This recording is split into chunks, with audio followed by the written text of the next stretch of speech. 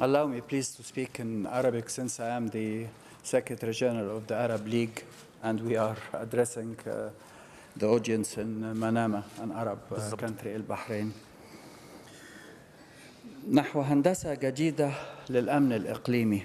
Towards a new architecture for regional security. I was in Rome at the beginning of this December, and I have participated in a seminar with Boris Johnson, the UK Minister of Foreign Affairs. It was entitled Towards a New Security System in the Middle East. Can we implement similar measures of Helsinki operation? And it is to some extent, or to a great extent, similar to today's sessions. And I said in Rome that this is difficult at the current time. And I have clarified the reasons, and I reiterate them today. And I pose the following questions.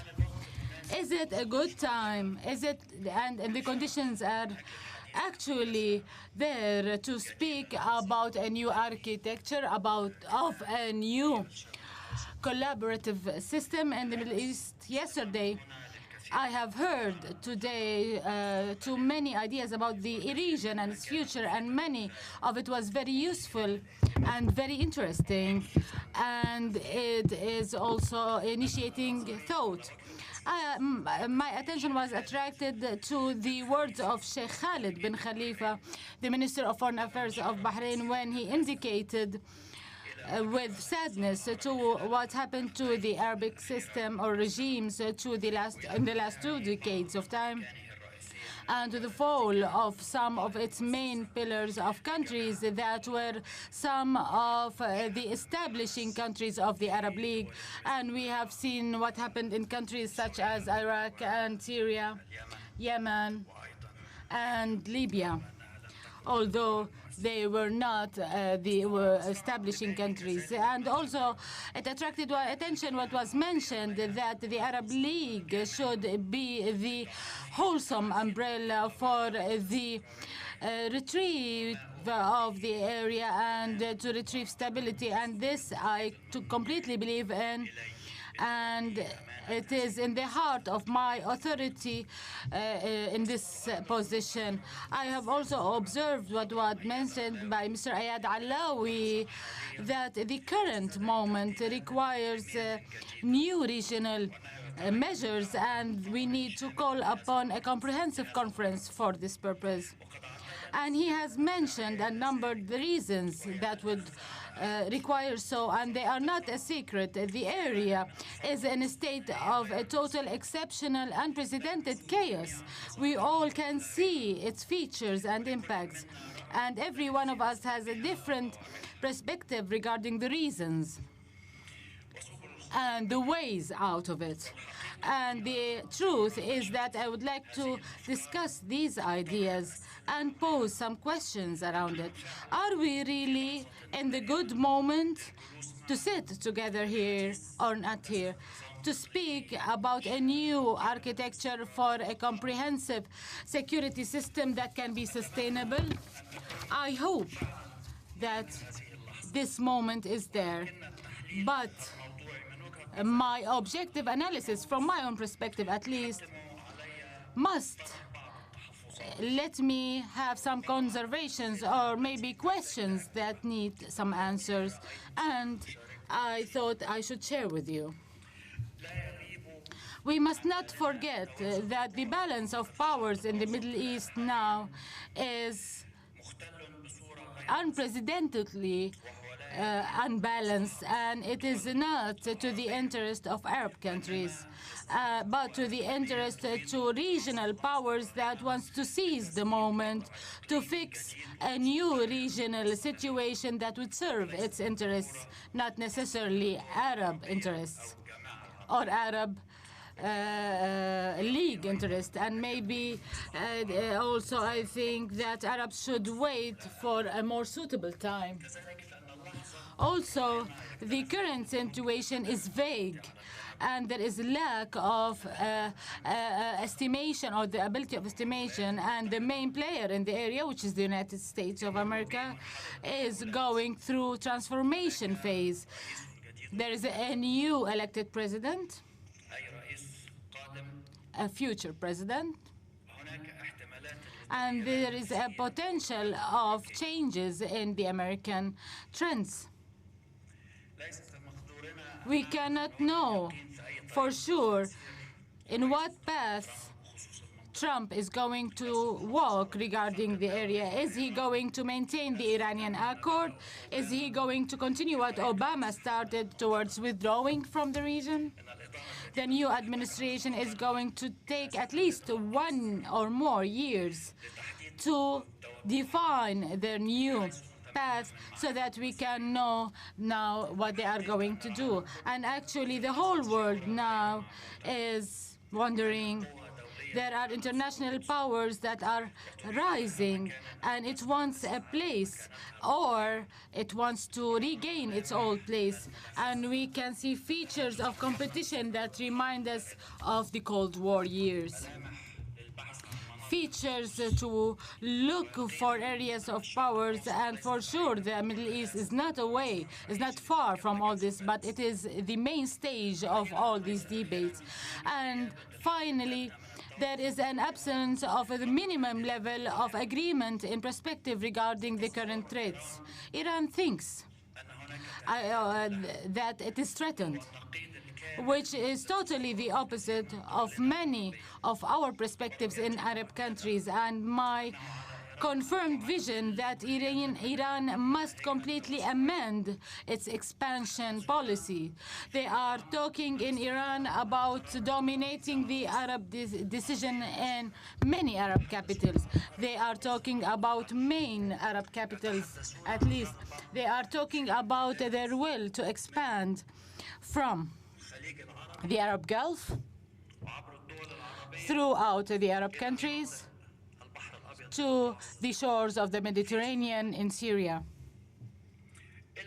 However, we need to say that we, Arabs, we have disagreements among us regarding reading this image and the threats.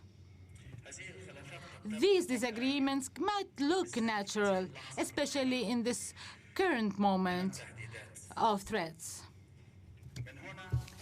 Thus, and if we cannot re-architect the region from my own perspective, so what to do? Sometimes a good administration only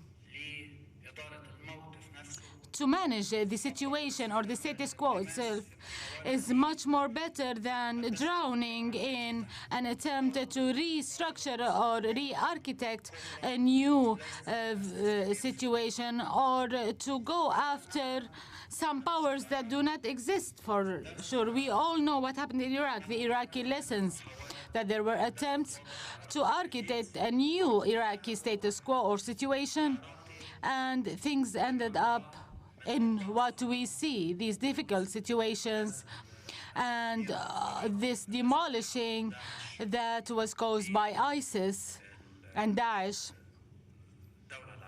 to the Iraqi state. I estimate that if we want to negotiate for a new region, is not yet to come. We are not in Rotterdam or Yalta. We need more time. In spite of that, it is very important that we discuss the principles and the key aspects for any future arrangements. It is very important that this thinking and this discussion and brainstorming around the ideas that would imagine the future image, and that we deal with these ideas with some imagination and freedom. And before going forward in discussing the principles in our minds, maybe it will be good that I would review what I mean by the current situation of the region. Now, the core of the region is the Arab countries.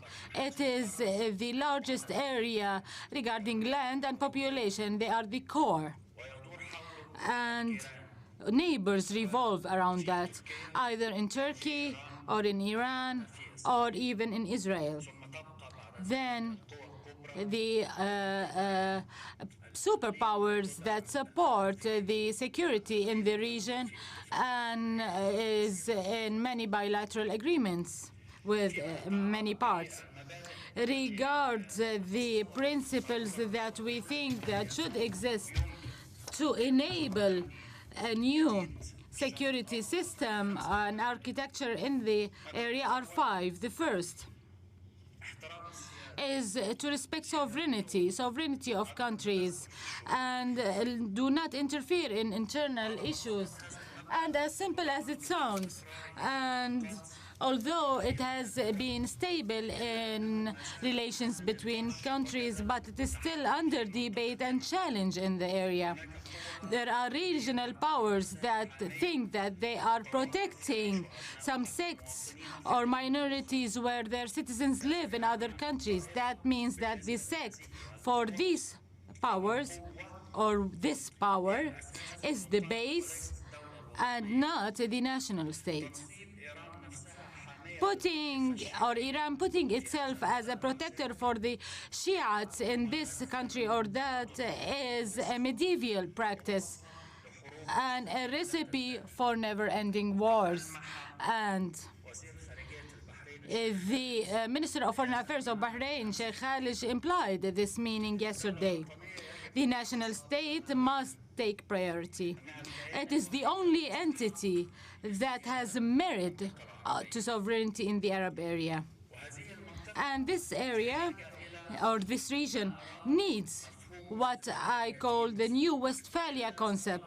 Otherwise, it is going to drown in decades and decades of sectarian and religious wars. Also, I estimate that the stability of sovereignty principle and non-interference must be the first platform for any new architecture. However, this sovereignty must be accompanied with all the means of good governance and the state of law and justice, and policies that believe or that secure that all minorities or groups are not marginalized. Otherwise, this stability will be vulnerable and temporary, as we have learned from these lessons. Number 2. Changing the borders is going to create more problems than solutions. We all know that the Sykes-Picot Agreement for 1916 includes many dilemmas and even mines. And this colonial agreement at that time contributed at the end of the day in setting borders and political entities for around 1 century. And there are national entities that were actually established and formed and developed starting from these borders. And this is an actual fact. And there is nothing to guarantee that Sykes-Picot alternatives are better. Why do we think that more division is going to contribute to more stability? On the contrary, maybe it is going to lead to more wars and hostility. General David Petraeus said yesterday that Humpty Dumpty, when he was broken, maybe he will not be back again. It must go back. Otherwise, the region is going to enter into continuous wars that would last for many decades ahead. What are the definitions that the division is going to be based upon? Why this group or that will take an independent state? What is the standard here? Let us not open the Pandora box. Number 3, the decentralization. Maybe it will provide the good response and the sustainable solution to solve things in the communities that blasted, and it became impossible to some of its members of some group to trust other groups. Here, decentralization is going to help in opening a wider space for sects, ideologies, to maintain their interests and entities and their unique cultures. And this is all comes in a framework of a united national state with good governance and the rule of law on everyone. Number 4, principle 4. It is vital that we need to reach a just and a comprehensive reconciliation for the Arab-Israeli issue. Without this reconciliation, there will be a reason for radical groups and extremists and those that have interest to destroy the regional system. In absence of reconciliation, it will not be possible to deal with Israel as a member of the region. And many wondered or indicated yesterday, where is Israel from all this? And the answer is, and what about ending the Israeli occupation of Palestinian land? On the other hand, there are 2 occupations: Israeli occupation of the Israeli land and Iran occupation and threats of Arab lands and islands. The last and 5th principle, the international or the world community must take one united attitude against any of the countries of the region owning any mass destruction weapons, being nuclear, chemical, or biological. And this must be valid on everyone, all states, and it must be imposed on countries that own such abilities like Israel, or those who seek to get them like Iran, or that they were delayed, and to stay committed to non-proliferation principle. Otherwise, the Arab world is going to find itself in a situation to impose it, to enter this field, and Arabs have these capacities. We need to be objective and not have double standards. Finally, the region is going through some social and economical difficult situation, and thus developing the region needs tens of billions of dollars. And it is going to need, for sure, to a Marshall Plan where the world community contributes to.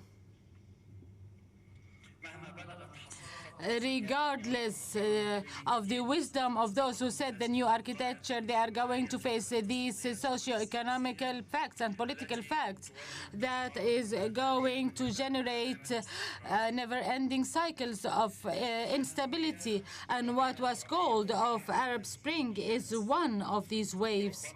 And maybe there will be other waves in the future, if the circumstances do not change. Let us set the basics of the new architecture before jumping into it without being fully prepared. From my own perspective, I think that we are going on in preparation with the current situations and arrangements as seen by the parts when they cooperate with others. And thank you very much.